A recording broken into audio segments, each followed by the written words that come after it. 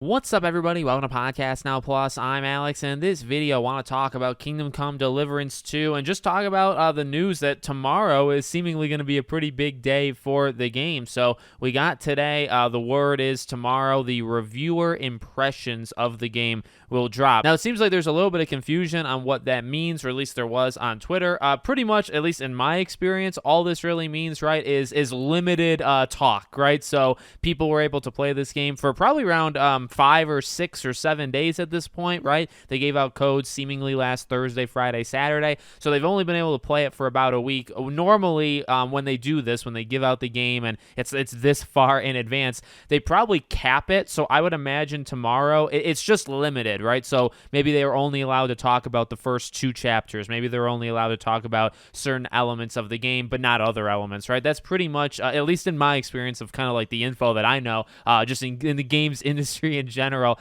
that's pretty much all it means. Now, I still look at this as a pretty big positive. You know, I've talked about this the past couple weeks. This game has enormous confidence, and I think that's one thing you can't take away from it, whether or not the scores are in the high 8s, low 8s, 7s, whatever it might be in a few more weeks. Number one, they gave out the code a month before the game came out, and then number two, because people have the code, you know, they're able to play, and they'll probably just cap where people are able to talk about it. But to have those go up, right, these are the people that are currently, they could be 20, 30, 40 hours in. Maybe they're only allowed to talk about the first 10 hours, but maybe they played 40 of it, right? So it'll be interesting actually to see what people actually are saying. Like, do they have to hold back on some things because, you know, they can't talk about other things? We'll see how it goes, but I still think that's enormous confidence too, right? To have a preview of just the build, like this is it too. Tomorrow you might start hearing about like bugs and glitches, and, you know, if there are any of those type of things. And, you know, again, I said back when I talked about the confidence of the developer, hopefully it's fine. I personally would not give my game away, you know, a month before it came out if it was a buggy mess, right? Like, I would have the confidence that the game is working at a really good state